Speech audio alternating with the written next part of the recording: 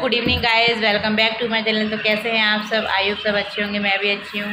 तो गाइस शाम के बज गए हैं 5 और बच्चे चले गए हैं ट्यूशन और मेरी गौरी भी खेल रही है। अभी मैं सोच रही हूँ थोड़ा अभी खाना लेट बनाएंगे आज, और खाने की मैंने तैयारी कर ली लेकिन अभी बनाया नहीं है खाना मैंने। और सोचे जब तक थोड़ी सी वीडियो बना लेते हैं क्योंकि बच्चे आ जाते हैं तो फिर नहीं बना पाते हैं शोर में, इसीलिए तो चलते हैं वीडियो स्टार्ट करते हैं।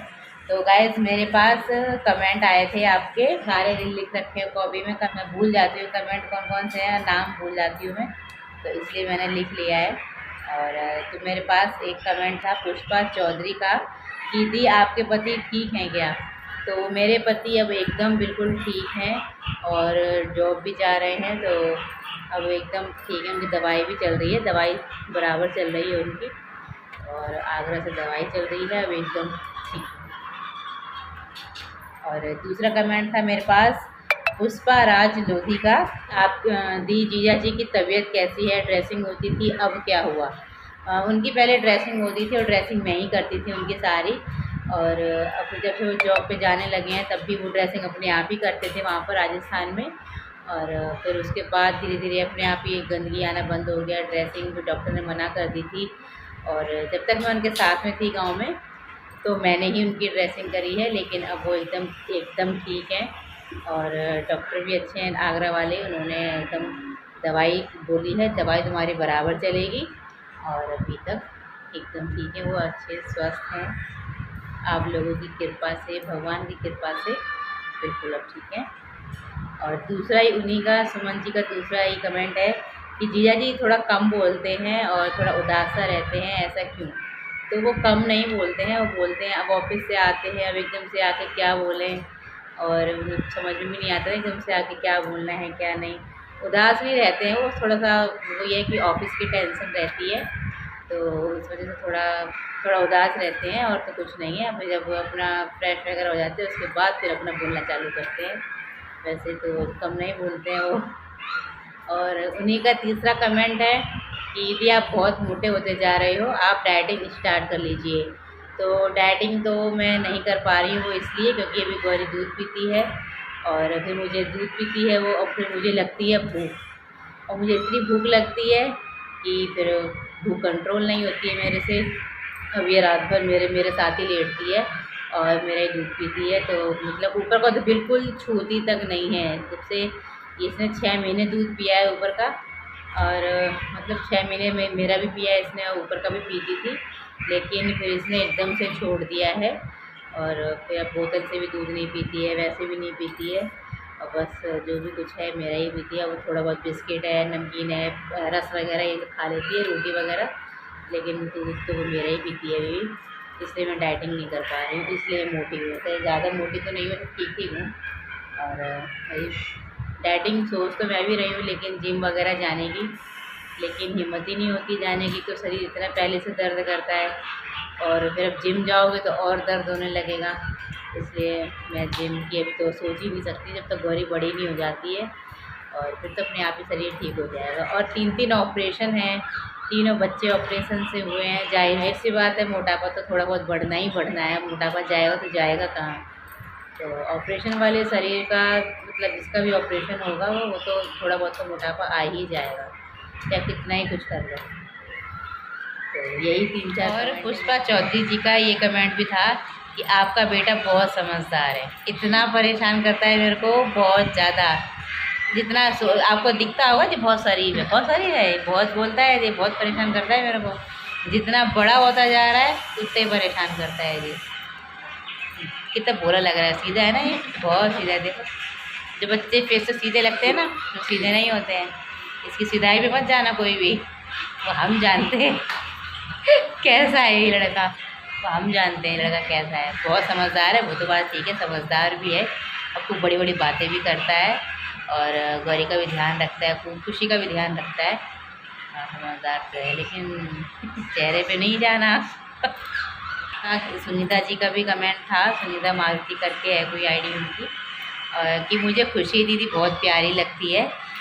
खुशी भी है, अब वो बड़ी हो गई है तो उस हिसाब से वो 8 साल की हो गई है, तो अब वो थोड़ा मतलब पढ़ाई पे ध्यान दे रही है, और अब वो भी ट्यूशन गई है अभी पढ़ने के लिए, मैंने उनकी घर पे भी ट्यूशन लगवा रखी। घर पे एक दीदी हैं तो वही पढ़ा देती है उन्हें, और वो उनके साथ भी पढ़ लेती है और ट्यूशन भी। घर में पढ़ते नहीं हैं, ये घर पे नहीं पढ़ते हैं क्योंकि उन्हें शर्म आती है दीदी के साथ, लेकिन ट्यूशन वाली दीदी के साथ पढ़ लेते हैं। और लोग ट्यूशन से आ गए हैं तो मैंने सोचा चलो थोड़ी सी वीडियो इनके साथ भी बना लें, है ना।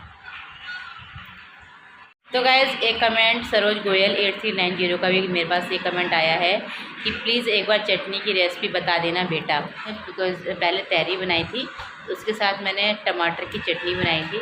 और मैं जब भी तहरी बनाती हूँ तो मैं धनिया की चटनी नहीं बनाती हूँ। मुझे धनिया की चटनी जाने क्यों नहीं अच्छी लगती है जितनी मुझे टमाटर की चटनी अच्छी लगती है उसके साथ।